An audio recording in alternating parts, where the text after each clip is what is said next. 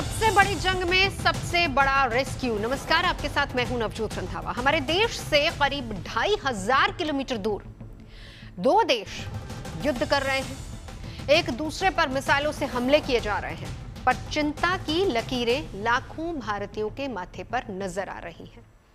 Israel और Iran के बीच भीषण युद्ध हो रहा है, पर चिंतित हिंदुस्तान के लाखों परिवार हैं।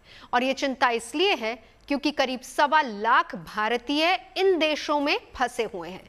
और ज्यादा परेशानी इस बात की है कि फिलहाल इजरायल और ईरान के बीच शांति और समाधान की कोई सूरत दिखाई ही नहीं दे रही।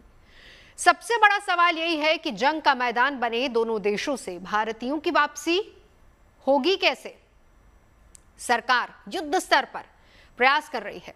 ईरान ने हवाई सीमा को बंद कर दिया है, लेकिन राहत की बात यह है कि भारत की अपील पर ईरान ने संघर्ष प्रभावित इलाकों में फंसे भारतीयों की घर वापसी के लिए सुरक्षित रास्ता देने की घोषणा कर दी है। और खबर यह है कि ईरान में फंसे भारतीय सड़क रास्ते से अजरबैजान, तुर्कमेनिस्तान और अफगानिस्तान के रास्ते वतन लौट सकते हैं। तो आज हम बात इसी मुद्दे पर करेंगे।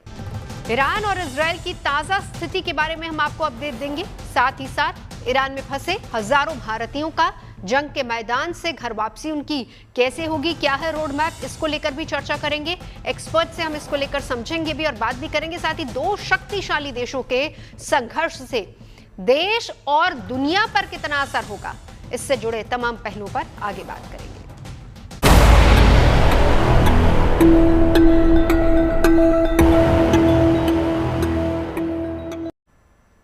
तो चर्चा शुरू करें उससे पहले आपको यह बता देते हैं कि इजरायल ईरान के बीच तनाव की स्थिति आखिर शुरू क्यों हुई, कारण क्या था। दरअसल इजरायल ने 13 जून को सुबह सुबह ईरान के परमाणु ठिकानों पर बड़ा हमला बोल दिया और इस हमले में ईरान के मुताबिक 78 लोगों की मौत हो गई, 320 से अधिक घायल हुए। संयुक्त राष्ट्र में ईरान के राजदूत ने दावा किया कि मारे गए लोगों में अधिकांश आम नागरिक हैं, जबकि इजरायल का कहना है कि उसके निशाने पर सेना के अधिकारी और परमाणु वैज्ञानिक थे। इजरायल ने ईरान के खिलाफ अपने हमले को प्रिवेंटिव स्ट्राइक कहा, जिसमें लगभग 200 फाइटर जेट्स का इस्तेमाल किया गया और इसमें उन्नत F-35I आदि भी शामिल किए गए। इस सैन्य कार्रवाई में 100 से अधिक ठिकानों को निशाना बनाया गया, जिसमें नातांज, फोर्दो और इस्फहान के परमाणु केंद्र भी मुख्य रूप से शामिल थे। इजरायली सेना का दावा है कि उसने ईरान के रेवोल्यूशनरी गार्ड्स के कमांडर, चीफ ऑफ स्टाफ और इमरजेंसी फोर्स कमांडर के साथ साथ 6 टॉप वैज्ञानिकों को भी मार गिराया है। इजरायल ने इस हमले से पहले अमेरिका की ट्रंप सरकार को इसकी सूचना दी और इस स्ट्राइक के बाद ईरान ने भी इजरायल पर पलटवार किया। ईरान ने जवाबी हमला करते हुए करीब 100 ड्रोन इजरायल की ओर दागे। इजरायली सेना का दावा यह है कि उसने सभी ड्रोन को सफलतापूर्वक मार गिराया है। ईरान ने जवाबी हमले में यरूशलेम और तेल अवीव में जोरदार धमाके भी किए। ईरान ने 150 से अधिक बैलिस्टिक मिसाइलें दागी। ईरान ने इजरायल पर लगातार मिसाइल हमला किया। यरूशलेम में एक बार फिर से सायरन और धमाके की आवाज सुनाई दी और ईरान ने तेल अवीव, यरूशलेम के अलावा हाइफा और वेस्ट बैंक में भी मिसाइल हमला किया है। ईरान के हमले के बाद ही इजरायल में आपातकाल की घोषणा कर दी गई। तमाम स्कूल कॉलेज फिलहाल बंद कर दिए गए हैं। सभी सार्वजनिक कार्यक्रमों को भी रोक दिया गया है। तनाव के हालात भले ईरान और इजरायल के बीच बने हो, लेकिन चिंता भारत की है, क्योंकि भारत के बहुत से ऐसे नागरिक हैं जो वहां पर मौजूद हैं। ईरान में इस समय अगर बात की जाए तो 10,000 से ज्यादा भारतीय नागरिक वहां पर मौजूद है, जिसमें से 1500 के करीब भारतीय छात्र हैं। इसके अलावा कारोबारी हैं, शिक्षाविद हैं और बाकी प्रोफेशनल्स भी हैं वहां पर। तो ईरान के 2 शहरों, जिसमें तेहरान और जहदान शामिल है, सबसे ज्यादा भारतीय यहीं पर रहते हैं। वहीं अगर हम इजरायल की बात करें तो 32,000 भारतीय वहां पर रहते हैं। 85,000 की संख्या में भारतीय मूल के यहूदी भी वहां पर हैं। तो ईरान ने युद्ध के मौजूदा हालात के बीच विदेशी नागरिकों को कहा है कि जमीनी सीमाओं से वो ईरान छोड़ सकते हैं। भारत अब अजरबैजान, तुर्कमेनिस्तान और अफगानिस्तान की सीमाओं के जरिए अपने नागरिकों को सुरक्षित बाहर निकालने के विकल्पों पर गंभीरता से विचार कर रहा है। Tehran university of medical sciences के हॉस्टल में भी इजरायली हमले के बाद खतरा ज्यादा बढ़ गया और इस हमले में 2 कश्मीरी छात्र घायल हुए। उन्हें अब विश्वविद्यालय प्रशासन ने सुरक्षित कारणों से रामसर शहर में ट्रांसफर कर दिया है। घटनाक्रम के बाद छात्रों को ईरान से बाहर निकालने की लगातार अपील भी हो रही है और तेहरान में भारतीय दूतावास छात्रों के संपर्क में लगातार बना हुआ है। स्थिति की निगरानी पर भी लगातार नजर रखी जा रही है। जैसे ही हवाई मार्ग खुलता है या फिर जमीनी रूट की तरफ से कोई भी ऐसा रास्ता बनता है तो तुरंत भारत अपने नागरिकों को वहां से बाहर निकाल लेगा। इस बीच ईरान में मौजूद भारतीयों में सबसे ज्यादा छात्र हैं। ईरान के अलग अलग मेडिकल कॉलेजेस और दूसरे संस्थानों में पढ़ाई कर रहे हैं। इन्हीं में से कुछ छात्रों ने जो पढ़ाई वहां पर कर रहे हैं, भारत सरकार से वतन वापसी की अपील भी की है। तो प्लीज इंडिया गवर्नमेंट से अपील है कि वो प्लीज रिस्पॉन्ड करें और हमारे लिए शेल्टर का इंतजाम करें, हमारे लिए इवैक्यूएशन के लिए इंतजाम करें, ट्रांसपोर्ट का इंतजाम करें और तुर्की या अजरबैजान जहां से भी हमें निकालने की पॉसिबिलिटी हो वहां से हमें वीजा अगर लगता है तो प्लीज वो भी हमें प्रोवाइड करें, जिससे कि हम अच्छे से यहाँ से निकल जाएं, तुर्की या अजरबैजान कहीं से भी, क्योंकि एयर स्पेस वर्क नहीं कर रहा है और उसी पे टारगेट किया गया है। तो हम ये चाहते हैं कि ई वीजा अगर हमें मिल जाता है तो भी हम यहाँ से निकल जाएंगे और वहां से फिर हम अजरबैजान या तुर्की जहां से भी हम निकले वहां से हम फ्लाइट लेकर के दिल्ली आ सकते हैं। तो ज्यादातर छात्र जो ईरान में पढ़ रहे हैं वो जम्मू कश्मीर के रहने वाले और सभी ने सरकार से कहा है, अभिभावकों ने भी सरकार से कहा है कि उनके बच्चों की सही सलामत और सुरक्षित वापसी हो। इवैक्यूएशन कर दें, वो सबसे बड़े। It's not a big deal for government of India. Government of India is fully capable. Our country is fully capable. उनको already आप देखें, if you go into the past, already such operations have been carried out. तो India कर सकता है ना, वो India के बच्चे हैं, इंडिया गवर्नमेंट कर सकती है, क्यों नहीं एक कॉरिडोर निकाल सकते, उनको इवैक्यूएट करवाए एज सून एज पॉसिबल। और हमें कुछ नहीं, हम एलजी साहब से रिक्वेस्ट कर रहे हैं, हम मोदी साहब से हैंडफोल्ड रिक्वेस्ट कर सकते हैं, हमारे बच्चों को इवैक्यूएट करवाए एज सून एज पॉसिबल। हम government of India external affairs ministry से मुद्दबाना अपील करते हैं, जैसा आपने यूक्रेन में किया है, जो बहुत मुश्किल था फिर भी हो गया। ये उतना मुश्किल नहीं है क्योंकि बॉर्डर्स बहुत मुल्कों के लगे हुए हैं। चलिए चर्चा की शुरुआत करते हैं। खास मेहमान हमारे साथ जुड़ चुके हैं। Professor Asif Ramiz Daudi, middle east expert हमारे साथ मौजूद हैं। साथ ही साथ मेजर जनरल ए.के. सिवात साहब है, रिटायर्ड डिफेंस एक्सपर्ट और former chief of territorial army. कल दिनेश नैन हमारे साथ इस वक्त डिफेंस एनालिस्ट और साथ ही साथ निपुण जी हमारे साथ है, फॉरेन अफेयर एक्सपर्ट। लेकिन क्योंकि प्रोफेसर आसिफ रमीज आप वहाँ की स्थिति को बहुत अच्छे से समझते हैं और यहाँ अभिभावक लगातार सरकार से गुहार भी लगा रहे, एक बार जरा अपडेट दे दीजिए, सिचुएशन वहां पर क्या है अगर हम भारतीय छात्रों के नजरिए से वहां पर देखें तो, दोनों इजराइल और ईरान। जहां तक अपडेट्स का जहां तक सवाल है भारतीय छात्रों के हवाले से, तो मैं बताऊं, अभी अब हम ये देख रहे थे कि अभिभावक किस तरीके से कह रहे थे कि पास का भी रिकॉर्ड है, इंडिया बहुत ही केपेबल है, हमारी जो सरकार है इसके पास जो पास्ट का रिकॉर्ड है बहुत ही एक सॉलिड रिकॉर्ड्स के बेस पे इसका एक्सपीरियंस भी रहा इस तरह के ऑपरेशंस को करने का। हमने अभी रिसेंटली सूडान से भी देखा था कि किस तरह से जद्दा के सी पोर्ट को यूज़ करते हुए वहाँ से इंडियंस को इवैक्यूएट करवाया गया। यूक्रेन की बात तो करते ही हैं। इस तरह से पहले भी गल्फ़ में कई ऐसी सिचुएशंस बनी थी जिसमें बहुत ही आसानी के साथ, आसानी का मतलब यह है कि चैलेंजेस तो बहुत हैं, ख़ासतौर से जब हम अभी ईरान की बात करते हैं, हज़ारों वहाँ पे भारतीय हैं जिसमें स्टूडेंट्स बहुत ज़्यादा हैं। उस तरह से अगर हम इज़राइल की भी बात करें तो नंबर ऑफ़ सिटीज़न्स जो हैं हमारे कंट्री के, अगर हम कंपेयर करें दूसरे कंट्रीज से तो उससे बहुत कम है, लेकिन जितने भी हैं अगर 15,000 भी हैं ईरान के अंदर और उसको निकालना हो ज़ाहिर है अज़रबैजान की तरफ से या तुर्की की तरफ से, तो चैलेंजिंग सिचुएशन तो है। लेकिन मुझे लगता है कि बहुत ज़्यादा इस पे ज़्यादा परेशान होने की ज़्यादा बात नहीं होगी, वो इसलिए कि एस्केलेशन जितना भी होगा या हुआ है, जैसे हमने देखा कि ईरान ने इमीडिएटली रिटेलिएट किया, फिर वहाँ पे अटैक्स हुए, तो अभी मुझे लगता है कि ये सही वक्त है। अगर इस वक्त सही वक्त पे रहते हुए, जैसे स्टूडेंट्स भी गुहार लगा रहे थे कि हमें अगर वीज़ा मिल जाए तुर्की का या अज़रबैजान का तो हम वहाँ से खुद की फ़्लाइट्स भी ले सकते हैं, वो सिचुएशन है अभी। लेकिन हो सकता है कि कुछ दिनों के बाद, एक आध हफ्ते के बाद की अगर बात करें तो शायद हमें एयरलिफ्ट करवाने की या कुछ उस तरह की दूसरी सुविधाओं पे भी सोचने की जरूरत पड़ सकती है। तब जब स्थिति वहां पर क्या होगी, बिल्कुल सर, स्थिति वहां पर क्या होगी, क्या ये जो माहौल है और ज्यादा खराब होगा या शांति की तरफ जाएगा, इस पर हम आगे चर्चा करेंगे। लेकिन मेजर जनरल के समाज अब आपको इंक्लूड करना चाहूंगी, ईरानी वहां पर सुरक्षित नहीं है। आज जो भारतीय स्टूडेंट्स हैं वहां पर, यहां हम अपनी स्क्रीन पर भी दिखा रहे थे कि कैसे वो भारत सरकार से गुहार लगा रहे हैं। पेरेंट्स हैं जिनको बहुत ज्यादा उम्मीद है, क्योंकि पास्ट में हमने ऐसे बहुत सारे रेस्क्यू ऑपरेशंस देखे हैं जिस पर भारत सरकार लेकर आई है बिल्कुल सुरक्षित, न सिर्फ हमारे देश के नागरिकों को बल्कि दूसरे देशों के नागरिकों को भी इंडियन गवर्नमेंट ने रेस्क्यू किया है। यहां पर रास्ता क्या बनता है ऐसे में, जबकि ईरान ये कह रहा है कि हवाई ना सही लेकिन हमारी जमीनी सीमाएं खुली हुई हैं? क्या सिचुएशन इस वक्त, पहला सवाल वहां पर इंडियंस की है, चाहे ईरान हो या फिर इजराइल, दोनों की बात करें, और रास्ते क्या क्या हो सकते हैं? जनरल के सिवाच।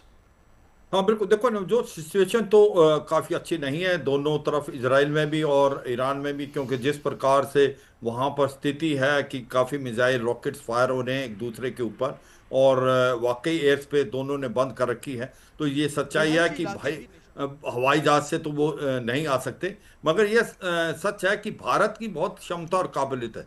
आप देखें रशिया यूक्रेन की लड़ाई में कि उस समय हालात बहुत ख़राब थे, और जब हमारे काफ़ी स्टूडेंट्स को इवैक्यूएट करना था तो हमारे अंदर इतनी काबिलियत और क्षमता थी, एक कॉरिडोर दिया गया और कुछ टाइम के लिए रशिया यूक्रेन लड़ाई के अंदर सीज फायर टाइप हुआ था, और भारत ने खुद अपने स्टूडेंट नहीं बल्कि हमारे बाकी स्टूडेंट्स जो दूसरे नेबरिंग कंट्रीज के थे इंक्लूडिंग पाकिस्तान, वो उनको वहां से निकाला था। तो मुझे पूरा विश्वास है भारत की क्षमता और काबिलियत है। और जैसे बताया ईरान ने कि एयर स्पेस तो बंद है मगर लैंड रूट से आ सकते हैं, जैसे कि ईरान से अजरबैजान, फिर तुर्कमेनिस्तान, फिर अफगानिस्तान और फिर वहाँ से फ्लाइट। और मुझे लगता है कि भारत की गवर्नमेंट को ही एक्शन लेना चाहिए, जैसे पहले करते थे, सूडान से निकाला हो, एक नहीं न्यूमरस एग्जाम्पल हैं भारत की काबिलियत और क्षमता, और ये हमें डिस्प्ले करनी चाहिए। ये मौका है क्योंकि इसके अंदर काफ़ी कश्मीरी स्टूडेंट भी हैं। मैं यही एक बार अपनी गवर्नमेंट को रिक्वेस्ट करूंगा कि ऐसे मौके में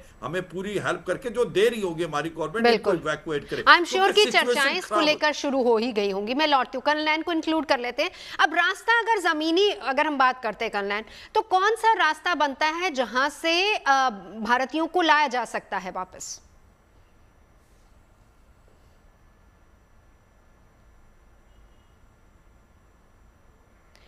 सर आपका ऑडियो म्यूट है।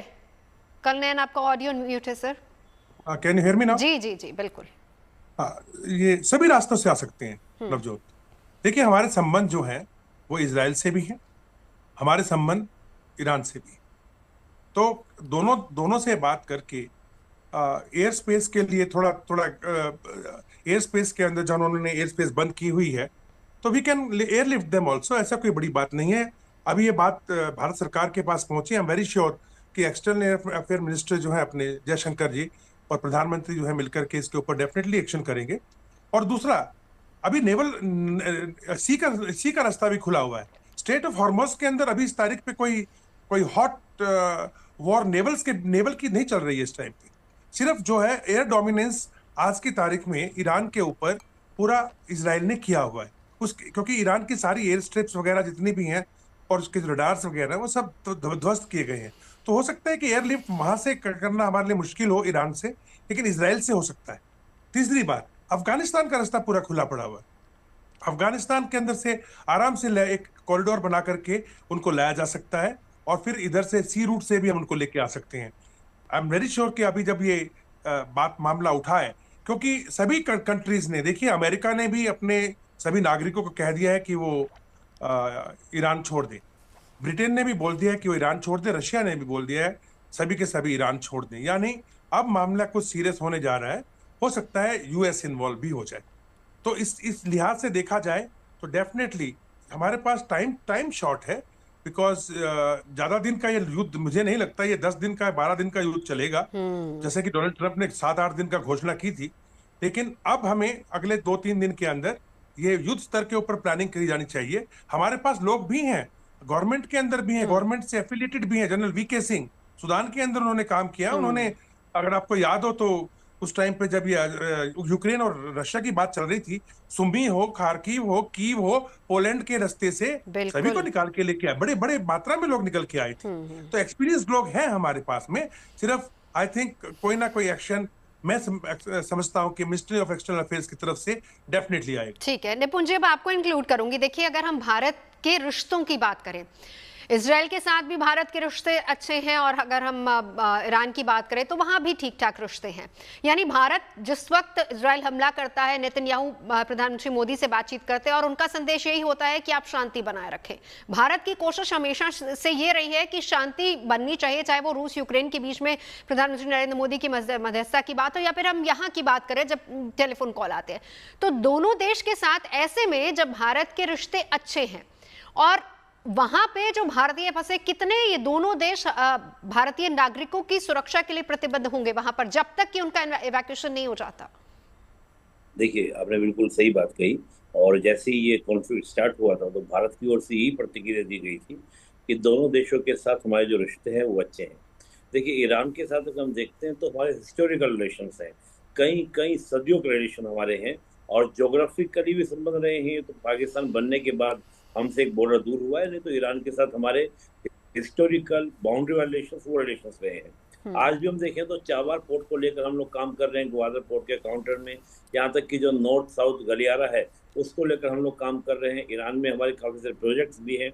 ईरान के थ्रू ही हमको आपका एक वे मिलता है जिससे हम अफगानिस्तान के अंदर अपने बहुत सारे प्रोजेक्ट चला रहे हैं। तो ईरान के साथ उस तरह का संबंध हमारा कोई खराब नहीं। थोड़ा बहुत कश्मीर के मसले पर ईरान बोलता आया है, वो एक इस्लामिक एंगल देने का प्रयास रहा है। बाकी ईरान से हमारा कोई किस तरह का डिस्प्यूट नहीं रहा। हमने ऑयल भी बड़ी मात्रा में 10% हमारी ऑयल की जो आपूर्ति है वो ईरान से हुई है। सिया कम्युनिटी को लेकर भी बातें रही हैं जो भारत में काफी बड़ी संख्या में एक समर्थन रहा है। इजराइल का तो आप जानते हैं, इजराइल में 92 से हमने डिप्लोमेटिक रिलेशन हमने बनाए, तब से देखें उससे पहले भी हम बात करें, इजराइल का एक मैं देखता हूं कि इजराइल के लोगों का, इजराइल के पीएम का कभी भी आप देखेंगे एक इमोशनल अटैचमेंट इंडिया के साथ रहा है, भारत के साथ रहा है। किसी भी वॉर में 99 के कोरगिल की बात करें, हम बात करें हमारा कोई भी कोच, कश्मीर का कोच, अभी जो पाकिस्तान और भारत का कॉन्फ्लिक्ट हुआ ओपनली कोई देश हमारे साथ खड़ा था वो इजराइल खड़ा था। इजराइल के लोगों में भी इस प्रकार के इमोशंस हैं। आपको याद होगा जब पीएम मोदी इजराइल की विजिट पर गए थे तो खुद बेंजामिन नेतन्याहू ने गीत गा के सुनाया था कि हमारे यहाँ पर आपके बहुत सारे लोग इज्जत गाना वाला। तो मैं कह रहा हूँ कि जो इस प्रकार की केमिस्ट्री हो, जिसको हम एक बोलते हैं सॉफ्ट पावर डिप्लोमेसी, आज भारत के पास में उस तरह की डिप्लोमेसी है। उस तरह का भी मेरे से बिल्कुल सही कह रहे थे, एक ऑपरेशन थोड़ी ना, हमको कोई अनुभव की कमी थोड़ी है, हमने कितने ऑपरेशंस किए हैं और वो भी उन परिस्थितियों में, यूक्रेन रशिया जैसा वो, हम यमन से लोगों को लेकर आए, सूडान से लोगों को लेकर आए, जहां पर हम कहेंगे कि जहां पर आपका स्टेट ही नहीं है। बिल्कुल, आपको दिखाएंगे वो तमाम ऑपरेशन भी। और जैसा आपने इजराइल की ही बात की, क्योंकि इजराइल स्थित भारतीय दूतावास की अगर हम बात करें तो रविवार को वहां से भी ये बात सामने आई कि तमाम भारतीय सुरक्षित हैं। इजराइल ने इस बात का जिक्र भी किया, बाकायदा भारतीय दूतावास जो कि इजराइल में है, कहा कि क्षेत्र के हालात और अपने नागरिकों की सुरक्षा के लिए लगातार वहां पर वो प्रतिबद्ध भी है। और दूतावास ने नई एडवाइजरी भी जारी की जिसके मुताबिक 24 घंटे 7 दिन यानी कि 24/7 हेल्पलाइन भी स्थापित की गई है। वहां पर ये इजराइल की हम बात करें, दूतावास भारतीय समुदाय के सदस्यों के साथ संपर्क में है। रविवार को ही ईरान स्थित भारतीय दूतावास ने भी एडवाइजरी जारी की थी और ईरान में रह रहे भारतीयों को अलर्ट रहने के लिए भी कहा था और जिसके मुताबिक भारतीयों को ये सलाह दी गई है कि पहली बात तो वो घबराएं नहीं, सावधानी बरतें। तेहरान में भारतीय दूतावास के इंटरनेट मीडिया के माध्यम से संपर्क लगातार बनाए रखें। इजराइल स्थित भारतीय दूतावास ने कहा कि भारतीयों की सुरक्षा सर्वोपरि है, भारतीयों को सतर्क रहने और किसी भी अनावश्यक गतिविधि से बचने की सलाह उन्होंने लगातार दी। साथ ही साथ इजरायली अधिकारियों और होम फ्रंट कमांड द्वारा दिए गए सुरक्षा प्रोटोकॉल का लगातार पालन करने की सलाह दी जा रही है। तेल अवीव स्थित भारतीय दूतावास इजरायल में भारतीय समुदाय के सदस्यों के साथ लगातार संपर्क में है और भारतीय दूतावास इजरायली अधिकारियों के साथ भी संपर्क में है। इजरायल सरकार ने राष्ट्रीय आपातकाल की घोषणा और हवाई क्षेत्र बंद होने के मद्देनजर भारतीय नागरिकों से सुरक्षा प्रोटोकॉल का सख्ती से पालन करने की अपील की है। तो इसी के मद्देनजर प्रोफेसर आसिफ, लगातार देखिए दोनों देश ये बात कह तो रहे हैं कि भारतीय नागरिकों की सुरक्षा जब तक कि वो अपने जगह नहीं पहुंच जाते, यानी अपने वतन वापस नहीं आ जाते, वहां पर सुरक्षित वो हैं। क्या लगता है, क्योंकि चिंताएं बहुत हैं, चिंताएं स्टूडेंट्स को लेकर जो वहां पर पढ़ रहे हैं, चिंताएं उनके अभिभावकों को लेकर जो यहां लगातार अपील कर रहे हैं सरकार को। देखें, ग्राउंड रियलिटी को समझने की बहुत ज़रूरत पड़ती है। होता क्या है कि जब इस तरह की स्थिति बनती है तो ये देखना होता है कि क्या अटैक सिविलियंस पे हो रहे हैं या नहीं हो रहे। जहाँ तक इजराइल के अंदर का सवाल है तो वहाँ पे मुझे लगता है कि बहुत ज़्यादा उस तरह के अटैक्स अभी नहीं होंगे, लेकिन जो इजराइल की तरफ से ईरान की तरफ हो रहा है, तो जितने भी वहाँ पे ख़ास तौर से अगर कोई भारतीय हमारी बात सुन रहे हैं आपके चैनल के थ्रू, तो जो एक सुरक्षा गाइडलाइंस है, एडवाइजरी है, उसको ज़रूर फॉलो करें। और मुझे लगता है कि लोकल जो अथॉरिटीज़ होती हैं वो ऐसी सिचुएशन में पहले तो वो ये कोशिश होती है कि वो वहाँ के लोगों की पूरी हिफाजत करें, फिर वो देखते हैं कि कैसे उन तमाम दोस्त जो एक तो एडवर्सरीज होती हैं और कुछ फ्रेंडली कंट्रीज़ होती हैं, उनको किस तरह के प्रोटोकॉल्स दिए जाए। लेकिन ये तमाम चीज़ें कहीं ना कहीं ध्वस्त हो जाती हैं जब सिचुएशन और ज़्यादा एग्रीवेट होती हैं। वैसी सिचुएशन में हमारी अपनी जिम्मेदारी और एम्बेसी की जिम्मेदारी और ज़्यादा बढ़ जाती है। और चूंकि 15,000 के आसपास की बात है यहाँ पे, और अभी जो मैंने इससे पहले भी बात कही थी आपसे कि कहीं ना कहीं ये वक्त बहुत मुनासिब है, और जैसा कि अभी बात चल रही थी कि दोनों ही मुल्कों से हमारे भारत के ताल्लुकात बड़े अच्छे रहे हैं। हालांकि ऐसी सिचुएशन जब बनती है तो ताल्लुकात अच्छे हों या ख़राब हों, लेकिन जब रेस्क्यू ऑपरेशंस होते हैं तो उसमें कहीं ना कहीं जान को बचाने की कोशिश में जो एक होस्ट कंट्री होती है वो सभी के लिए इक्वल ट्रीटमेंट ही करने की कोशिश करती है। हमारे साथ एक एज ये है, प्लस पॉइंट ये है कि हम दोनों ही कंट्रीज़ के साथ अच्छे रिलेशंस को शेयर करते हैं, इसलिए उसको और भी ज़्यादा एक कहीं ना कहीं उन कंट्रीज़ के लिए ये एक बात रखने की बात होती है कि हम उनको ज़्यादा एडवांटेज देके उनके लोगों को निकलवाने के रास्ते ढूंढे, कॉरिडोर्स बनाए। और जैसा अभी हम बात कर रहे थे, हमारे एक्सपर्ट भी अभी कह रहे थे कि अगर कोशिशें थोड़ी ज़्यादा हों तो शायद इसकी भी संभावना बन सकती है कि एयर स्पेस भी कुछ वक्तों के लिए या कुछ मुल्कों के लिए खोल दिया जाए। अदरवाइज सी रूट तो है ही, बिल्कुल ये संभावनाएं बन सकती है। बिल्कुल। और दूसरा एज सबसे बड़ी बात ये, ठीक है, भारत के दोनों मुल्कों के साथ रिश्ते बहुत अच्छे हैं, आपने बिल्कुल सही बात यहाँ पर कही। ऐसे में बहुत बड़ी बात है सिवाज साहब, अब आपके पास आते हुए, कि जब ऐसी सिचुएशन होती है तो दूसरे देश भी पहली बात भारत की तरफ देखते हैं। अब जो रास्ते सर इस तरह की सिचुएशन में, और भारत के पास एक लंबा एक्सपीरियंस भी है, जैसा कि आप सभी लोग जानते हैं, आपने जिक्र उसका किया कि बहुत सारे ऐसे रेस्क्यू ऑपरेशन भारत ने किए हैं। जब इस तरह की सिचुएशन होती है और जो रास्ते तय किए जाते हैं उसमें मुख्य तौर पर जो खतरे होते हैं उनका कहाँ और किन किन बातों का ख्याल रखा जाता है? सिवाज साहब। देखो नवजोत, इसमें कोई शक नहीं, आपने बहुत अच्छा स्टेटमेंट दिया कि भारत के अंदर एक काबिलियत भी, क्षमता भी है और एक्सपीरियंस भी है। और वर्ल्ड में बहुत ज़्यादा कंट्रीज हैं जो भारत की तरफ देखते हैं कि वो एक प्रकार इनिशिएटिव ले, क्योंकि यूक्रेन में जब हमने अपने स्टूडेंट्स के साथ साथ बाकियों निकाला था, उस समय भी सिचुएशन बहुत अच्छी नहीं थी। रशिया यूक्रेन की लड़ाई बड़ी जोरों से चली हुई थी और वो डिस्टेंस भी थोड़ा नहीं था, डिस्टेंस भी काफ़ी था। वहाँ से हमने पोलैंड में उनको लेके गए, वहाँ के बाद उनको इवैक्यूएट किया, और इसी प्रकार यमन से किया, सूडान से किया। हर बारी वार टाइप सिचुएशन से हमने किया है कि कहीं ऐसा नहीं है कि स्थिति बहुत अच्छी थी और आप बड़े आराम से इवैक्यूएट कर गए। तो इसका मतलब भारत के पास क्षमता भी है, काबिलियत भी, एक्सपीरियंस भी, हमें उसका इस्तेमाल करना चाहिए। मगर मैं एक चीज बताऊंगा, ये सच्चाई है कि दोनों इजराइल और ईरान के ऊपर हमारे जो रिलेशनशिप हैं बहुत अच्छे हैं। मगर अगर आप तुलना करें तो शायद इजराइल में जो लोग हैं वो ज्यादा सेफ हैं, क्योंकि इजराइल के अंदर जो अंडरग्राउंड शेल्टर वगैरह ज्यादा मेरे को लगता है मजबूत बना रखे हैं और उनको पुख्ता पता है। मगर ईरान के अंदर थोड़ा सा ये कमी, क्योंकि ईरान के ऊपर हमले भी इजराइल से ज्यादा हो रहे हैं। मगर एक चीज का ध्यान देना चाहिए कि ये जो इनके बॉर्डर आपस में नहीं मिलते, ये जो अटैक हो रहे हैं वो ज्यादातर रॉकेट, मिसाइल, ड्रोन इनसे हो रहे हैं, और हाइपरसोनिक मिसाइल भी डाली जाने, ब्लास्टिंग। तो अगर आप अंदर अपने एक प्रकार बंकर्स में हैं तो कई बार आप सेफ हैं, जब आप बाहर निकलते हैं तो कई बार आप उसके शिकार बन सकते हैं। मुझे लगता है ये लड़ाई 3-4 दिन से ज्यादा नहीं चलेगी, क्योंकि ईरान के पास इतनी काबिलियत और क्षमता नहीं है, क्योंकि उसके जो ब्लास्टिक मिसाइल वगैरह हैं वो कितनी देर चलेंगे। दूसरी बात, ये लड़ाई का दायरा बढ़ने के चांसेस बहुत कम है। इस लड़ाई का दायरा तभी बढ़ सकता है कि अगर ईरान अमेरिका की जो बेसिस हैं मिडिल ईस्ट में उन पे हमला कर देता। अगर वो उसके अंदर हमला कर देगा, चाहे वो क्वात में है या सीरिया में है या आपका यूएई में है या सऊदी अरेबिया है, फिर तो पलटवार करेगा अमेरिका, फिर ये दायरा बढ़ेगा। और मुझे लगता नहीं कि ईरान इतनी बड़ी गलती करेगा। ईरान चाहता है कि अब ये क्योंकि ईरान और इजराइल दोनों क्लेम कर रहे हैं हम विक्ट्री प्राप्त कर चुके हैं, तो ऐसे में बैकडोर चैनल से डिप्लोमेसी चल रही है। कहीं ना कहीं अमेरिका जैसे पुतिन और ट्रंप की भी बातचीत हुई है, तो ये मेरे को लगता है सोल्यूशन भी 2-3-4 दिन में निकल सकता है। मगर मैं यही कहूंगा कि अगर कोई देश इवैक्यूएट कर सकता है इस स्थिति से भारत से अच्छा कोई नहीं है, भारत से अच्छा कोई नहीं है। काबिलियत है। और भारत के पिछले ऑपरेशंस का भी जिक्र करेंगे, साथ ही साथ हम आपको बताएंगे कि क्योंकि भारत के दोनों मुल्कों के साथ रिश्ते अच्छे हैं, तो क्या अपने नागरिकों को निकालने के लिए कोई सीज फायर जैसी पहल भी हो सकती है या नहीं। फिलहाल यहां रुकेंगे एक ब्रेक के लिए। तमाम खास मेहमान लगातार हमारे साथ बने हुए। तुरंत सबसे बड़ी जंग में सबसे बड़ा रेस्क्यू, क्योंकि इजराइल और ईरान के बीच तनाव के हालात बने हुए हैं। दोनों ही जगह पर बड़ी संख्या में भारतीय हैं, जिसमें बड़ी संख्या में छात्र भी हैं। कैसे उनको वहां से सुरक्षित निकाला जाएगा, इसी को लेकर चर्चा हम कर रहे हैं। लेकिन ये पहली बार नहीं है जब विदेशी धरती पर फंसे भारतीय नागरिकों को निकालने के लिए भारत सरकार प्रतिबद्ध है। पहले इस तरह के बहुत सारे ऑपरेशन हो चुके हैं जिनमें भारतीयों को सुरक्षित वापस लाया गया है, स्वदेश वापसी उनकी हुई है।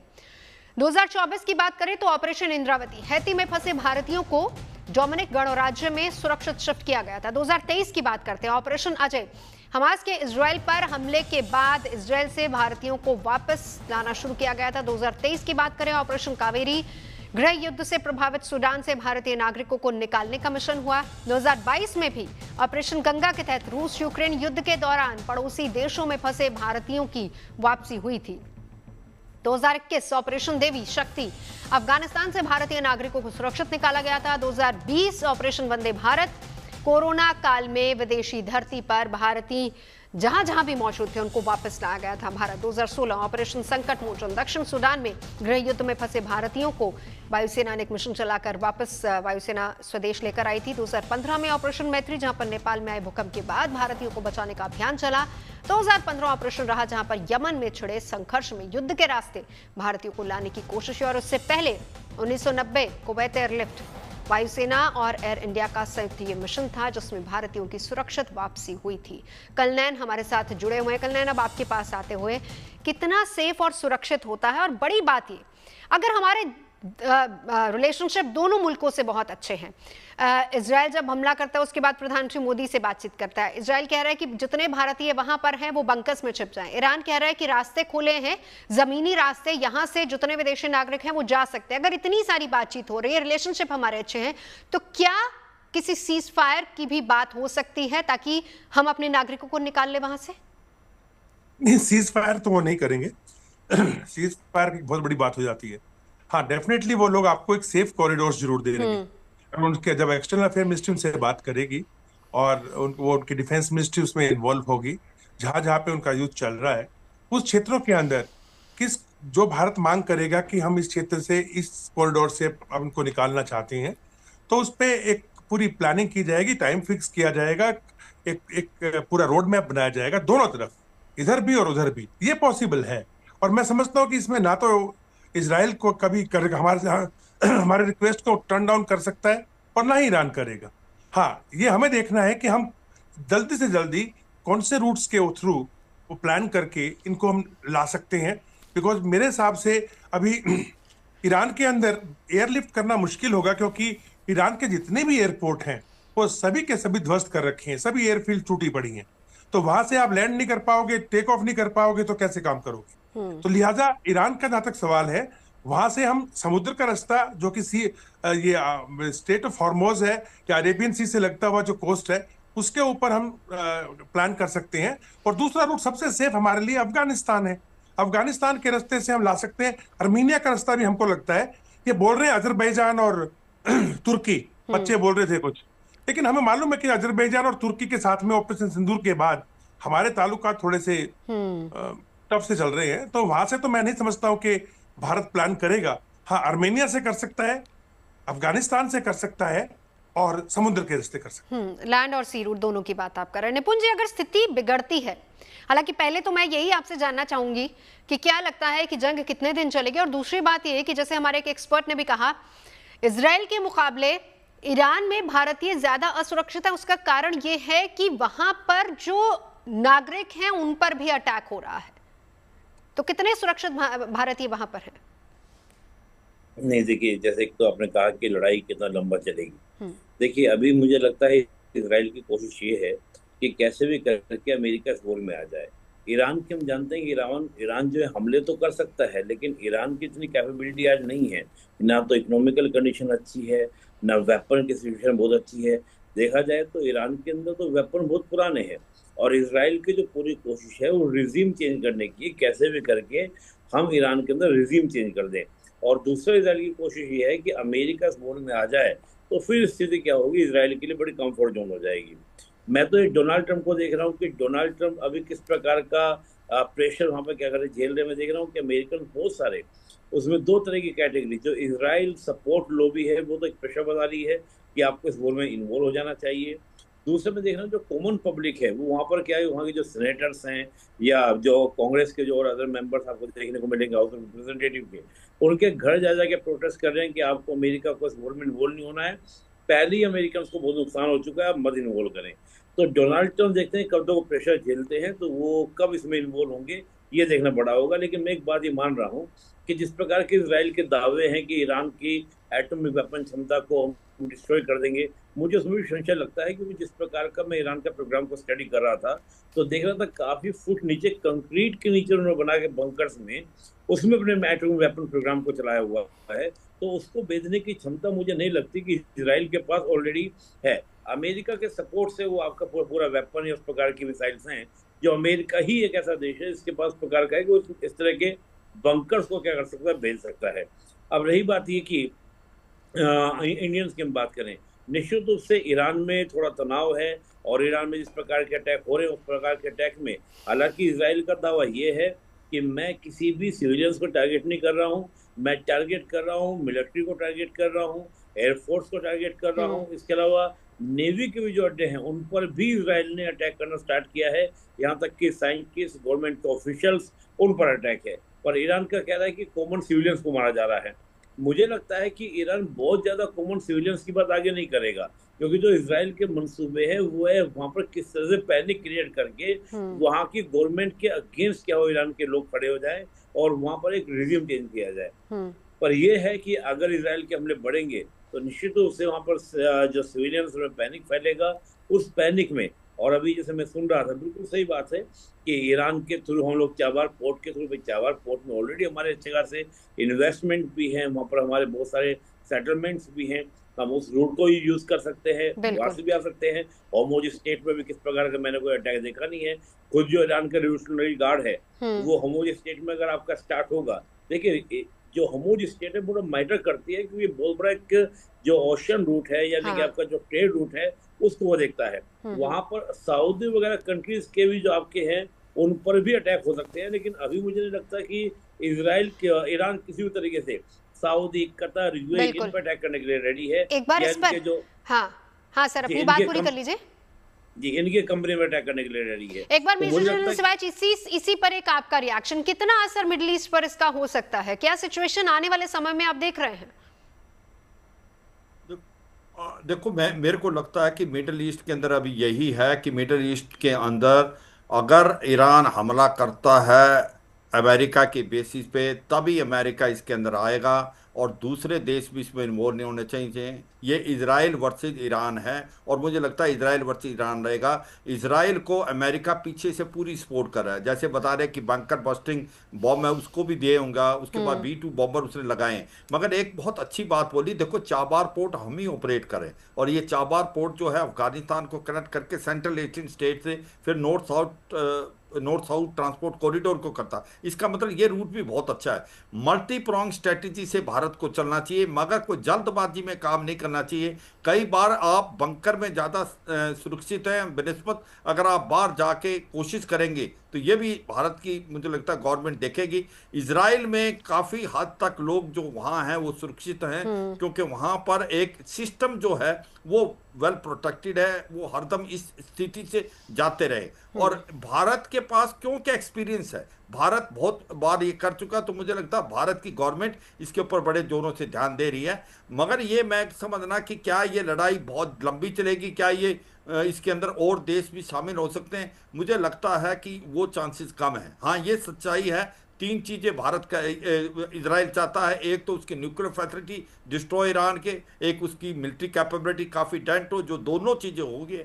जो रजीम चेंज की बात है वो कितना आसान है कितना मुश्किल है वो तो समय बताएगा। ये सच्चाई है कि कहीं ना कहीं कि इकोनॉमी ईरान की अच्छी नहीं करी थी, लोग उसके अगेंस्ट है, ह्यूमन राइट वायलेशन, इन्फ्लेशन बहुत है, कहीं ना कहीं ये चाहता है इजराइल की आक्रोश पैदा हो पब्लिक की तरफ से, अवाम खड़ा हो जाए इस रजीम के। क्या वो होगा या नहीं होगा वो समय बताएगा, मगर ये सच्चाई है अभी तक जितने भी एक्टर्स एंड कैरेक्टर्स इस लड़ाई के साथ हैं वो मुझे लगता है मेच्योरिटी से काम ले रहे हैं। रशिया और चीन भी कुछ ज़्यादा जरूरत से ज़्यादा आके ईरान की मदद नहीं करे, रशिया तो कर ही नहीं सकता। रशिया ने, पुतिन ने डोनाल्ड ट्रंप से भी बात की है, और कहीं ना कहीं मेरे को लगता है चीन भी कोई खास दे नहीं सकता। इसलिए ऐसा लगता है इसका जो दायरा ज्यादा बढ़ेगा नहीं, और कुछ एक दिन में ये लड़ाई खत्म होने के चांसेस ज्यादा लग रहे हैं। आपको लग रहा है ज्यादा लंबी नहीं चलेगी? एक बार कल्याण आपको इंक्लूड करूंगी, क्योंकि जिस बात का जिक्र अभी हो रहा था, जिसमें ये भी कहा जा रहा था कि अमेरिका की भूमिका, क्योंकि शंग्रीला डायलॉग में अभी हाल फिलहाल में मैक्रो ने भी ये इशारा किया था कि अमेरिका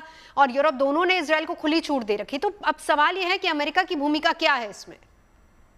बदमाशी की है। देखिए अमेरिका करता क्या है, इराक के अंदर उसने क्या किया था, सद्दाम हुसैन के पास में बॉम्ब है, क्या मिला? वैसे ही खूब अमेरिका के जो CIA के डायरेक्टर है अपने इंडियन मूल के, 3 महीने पहले उन्होंने क्या कहा था कांग्रेस के सामने कि ईरान के पास अभी आज की तारीख में कोई न्यूक्लियर बॉम्ब नहीं। देखिए ये बेसिकली प्रॉब्लम क्या है कि डोनाल्ड ट्रंप चाहता है कि पूरा का पूरा गल्फ जो है वो उसके बादशाहत में रहे, चाहे वो इब्राहिम अकॉर्ड के नाते जितने भी देशों को जोड़ चुका है इजराइल को मान्यता दिलाने के चक्कर में। ये सिर्फ जो प्रॉक्सी थे ईरान के, चाहे हमास था, हिजबुल्ला था, हुती था या ईरान है, यही लोग थे जो वहां पे इसके लिए सिरदर्द खड़ा कर रहे थे। और जब भी यहाँ पे डिस्टर्बेंस होती है खाड़ी के अंदर, आपने देखा होगा कि रूस और चीन वहां पहुंच जाते हैं अपना थोड़ा सा इन्फ्लुएंस बढ़ाने के लिए। रूस ने लेबनान में सेम चीज की, फिर वहां से भागे। अभी जो सीरिया है उसके अंदर जब असाद की सरकार तोड़ी, वो भागी, वो भी भागा, तो वो भी वहां खत्म हो गया। अब एक इन्फ्लुएंस रूस का रह गया था, ईरान, और चीन का है जो ईरान के साथ में संबंध रहा है। अब अमेरिका ये नहीं चाहता, और अमेरिका को क्या खतरा है था, या इजराइल को क्या खतरा था कि पहले प्रॉक्सीज को खत्म किया जाए, वो इन्होंने खत्म कर दिए। जो ईरान के जो हाथ थे, चाहे वो हुती था, सॉरी हमास था, या फिर हिजबुल्ला, हुती भी बचा कुचा थोड़ा सा, जब ईरान को सॉर्ट आउट कर देंगे तो हुती को कौन सपोर्ट करने वाला है। तो ईरान के साथ में सबसे पहली प्रॉब्लम ये थी। दूसरी प्रॉब्लम देखो नवजोत वहां पे थी कि इनके पास जो ये न्यूक्लियर प्रोग्राम बना रहे हैं अपना, उसको ये डोनाल्ड ट्रंप कहता है कि आपको मैं ये एनरिचमेंट करने ही नहीं दूंगा। यानी जो 2015-16 के अंदर एक कॉम्प्रिहेंसिव डायलॉग हुआ था, ट्रीटी हुई थी, जिसके अंदर ये कहा गया था कि 3 से 4% आप अपने यूरेनियम को इनरिच कर सकते हो अपने सिविल पर्पस के लिए। लेकिन 2018 में डोनाल्ड ट्रंप ने इसी बात के पीछे कि नहीं ये गलत ट्रीटी की गई है, बाहर आ गया था। अब दोबारा से जब आया और जब बातचीत चली है इसकी ईरान के साथ, जब इसने ईरान को धमकी दी डोनाल्ड ट्रंप ने कि हम तुमको ठोकेंगे अगर टेबल पे नहीं आओगे, तो ईरान उस बात पे सहमत हो गया था कि 2016 में चलो वहां पे पहुंच जाते हैं। लेकिन डोनाल्ड ट्रंप ने कहा कि नो, कोई इनरिचमेंट नहीं, आपको यूरेनियम चाहिए हम देंगे। वहां बिजनेस ढूंढ रहा था वो। तो इस बात के ऊपर जाकर के ईरान ने पैर पीछे कर लिए थे। लेकिन पिछले 3-4 दिनों की लड़ाई के बाद में अगर आप देखें, अभी जो खुमैनी की जो ईरानियन रिवॉल्यूशनरी गार्ड है उसको तहस नहस कर दिया गया है, बटालियंस उसकी उड़ा दी गई हैं, उसके पूरी टॉप लीडरशिप खत्म हो गई है। और यही IRGC थी जो खुमैनी के इस्लामिक स्टेट को चला रही थी। लिहाजा जो पेजेस्कियान है आज की तारीख में प्रेसिडेंट, वो एक मॉडरेट आदमी है। तो ये लोग इस कोशिश में है कि खुमैनी और उसके जो ये IRGC थी इसको बिल्कुल ठंडा कर दिया जाए। जो इसके पास थोड़े बहुत अभी तक परमाणु रिएक्टर्स हैं, चाहे वो फर्दो था, चाहे उसके बाद में नतांज था, जहां पे कि एनरिचमेंट हो रहा था और यूरेनियम पड़ा हुआ था, उस पे भारी अटैक हो रहा है। ये उसको बिल्कुल नेस्तनाबूद करना चाहते हैं। और लाजिम सी बात है कि आज की तारीख में मैं कहूं कि ईरान के अंदर रेजिम चेंज हो जाएगा तो नहीं होगा, क्योंकि आज जब किसी देश पे आप अटैक करते हो तो सारे लोग इकट्ठे होकर नेशनलिज्म में वो भूल जाते हैं खुमैनी के जुल्मों को भी, सब कुछ। तो आज तो मुश्किल है, लेकिन डेफिनेटली ये चीज अगर आगे जब ये स्टेप लेंगे तो आगे देखिएगा ये आएगी कि पेजेस्कियान या दूसरे लोग जो मॉडरेट हैं उसके अंडर में यहाँ पे एक रिजीम जो है अलग टाइप की बनेगी, जिससे कि खाड़ी के अंदर अमेरिका को कोई चैलेंज ना कर पाए। बिल्कुल। एक बार निपुण जी आपके पास आते हुए, अगर युद्ध लंबा चलता है, हालांकि आप सभी लोग कह रहे हैं कि बहुत ज्यादा लंबा ये नहीं चलेगा, अगर चलता है या फिर जितने भी दिन चलता है, दुनिया पर इसका असर कितना देख रहे हैं आप? देखिए, जैसे सभी ने कहा कि लंबा नहीं चलेगा, अभी तक यही स्थिति लग रही है। देखिए रशिया जो है इन्वॉल्व है यूक्रेन के साथ, वैसे ही उसके बहुत खर्चे हो रहे हैं कि वो इस वॉर में नहीं आएगा। चीन का भी देखो इस प्रकार के बोझ से आपका, हम देखिए यूक्रेन इतना लंबा टिका रहा, छोटा सा मुल्क, एक सुपर पावर ही रशिया है, मिलिट्री मामले में हम देखें टिका रहा। रीजन ये था कि वेस्ट लोगों ने उसको फुल्ली सपोर्ट किया। तो क्या ईरान की स्थिति ऐसी है कि वो इस वॉर को लंबा चला सके? मुझे नहीं लगता। और मुझे लगता है कि ईरान को बिल्कुल डिस्ट्रॉय करने में, खत्म करने में इसराइल की भी रुचि नहीं है। इसराइल इतना ही चाहता है कि वहां पर एक ऐसी गवर्नमेंट बने जो कम से कम इसराइल के साथ एक मित्रवत संबंध रखे और अपने एटॉमिक वेपन ना बनाए। और देखिए मिडिल ईस्ट की स्थिति है कि मिडिल ईस्ट में जब पाकिस्तान ये कॉल करता है, ईरान ये कॉल करता है कि हम एक हो जाएं, ये इस्लाम के ऊपर हमला है। पहले भी ईरान ने कई बार इस प्रकार की बातें बोली हैं, लेकिन दुनिया की ओर से प्रतिक्रिया नहीं आई है, क्योंकि सऊदी हो, ये सब कंट्रीज हो, ये सब कंट्री नहीं चाहते कि ईरान का क्या एटॉमिक प्रोग्राम बने, क्योंकि एटॉमिक अगर प्रोग्राम होगा तो हो सकता है सऊदी का गैस भी इस्तेमाल हो जाए, क्योंकि वहां भी एक कंपटीशन है कि वो is the boss of the Islam. तो उसको लेकर भी एक पंगा विवाद देखने को मिलता है। तो मुझे लगता नहीं कि बहुत लंबा ये कॉन्फ्लिक्ट चलने वाला है। ये जरूर है कि जैसे हम रिजीम की बात करते हैं, अगर अमेरिका यहाँ पर इन्वॉल्व होता है और इसराइल अगर केवल अकेला रहता है, तो इसराइल अकेला रहता है तो मुझे लगता है कि ईरान के लोग यूनाइट रहेंगे। लेकिन अगर अमेरिकन इन्वॉल्व होता है तो मुझे लगता है कि कई ऐसी बातें हैं, कई ऐसे लोग हैं ईरान के अंदर जो अंदर खाने कहीं ना कहीं अमेरिका को पसंद करते हैं। उसका रीजन है 1979 से पहले जो रजब पहलवी की गवर्नमेंट थी, उस दौर को भी लोग याद करते हैं, महिलाएं याद करती हैं कि उस समय कितना ओपननेस था और रजब पहलवी के समय अमेरिका के साथ हमारे संबंध कैसे थे। क्योंकि वो ये मानते हैं, जो ईरान के लोग हैं, कि सऊदी इतना बड़ी ताकत जो बनता है मिडिल ईस्ट में, उसका कारण है अमेरिका के साथ मित्रता होना। 79 से पहले यहाँ का जो पूरा जियो स्ट्रेटेजी थी वो बदली हुई थी, चेंज थी। तो मैं कई सारे पैरामीटर देख रहा हूँ। इजराइल चाहता है कि एनी हाउ यहाँ पर इन्वॉल्व हो जाए, और इजराइल चाहता है कि सरकार ऐसी बने जो डेमोक्रेटिक हो, हम जब चाहे बदल सके, दोस्ताना रिलेशंस हो।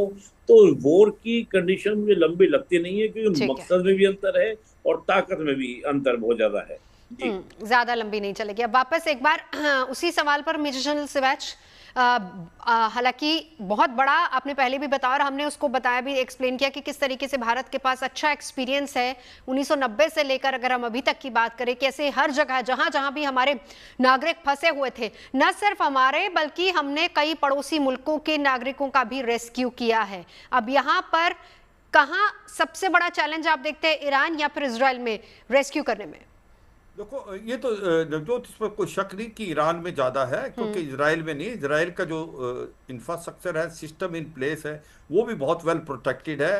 अगर आप ईरान की बात करें तो ये सच्चाई है कि जो हमने किया था रशिया यूक्रेन में ऑपरेशन गंगा, उसमें भी काफ़ी प्रॉब्लम थी, मगर भारत ने किया। उसके बाद यमन से किया, सूडान से किया, इनमें भी स्थिति कोई अच्छी नहीं थी। और मुझे लगता है कि ईरान से भारत बड़े आराम से कर लेगा और मल्टी प्रोंग स्ट्रेटेजी चलेगा। बहुत बिल्कुल ठीक बोला, चाबार पोर्ट के थ्रू हो, स्टेट ऑफ हॉर्मुज के थ्रू भी कर सकते हैं। जो लैंड रूट है आप इसको ले जा सकते हैं, अजरबैजान, तुर्कमेनिस्तान और से भी ले जा सकते हैं, और फिर अफगानिस्तान।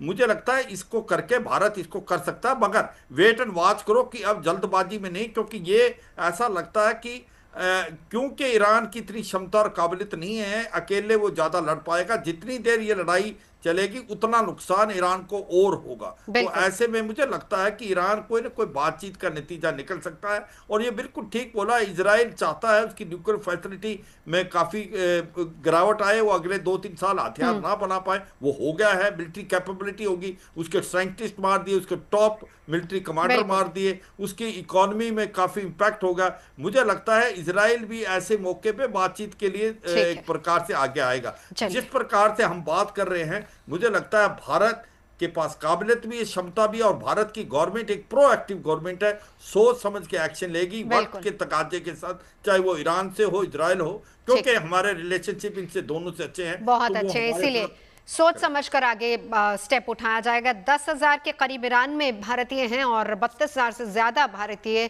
इजराइल में हैं, लेकिन कदम क्या होगा, क्योंकि यहाँ पर स्पेशली जो स्टूडेंट्स हैं, उनके अभिभावक यहाँ पर चिंतित हैं और लगातार भारत सरकार से गुहार भी लगा रहे हैं और सरकार की नज़र भी लगातार इस पर बनी हुई है।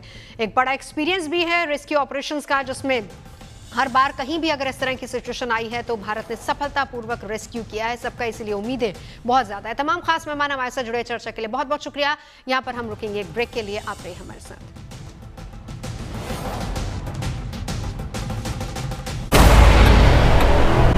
हैं।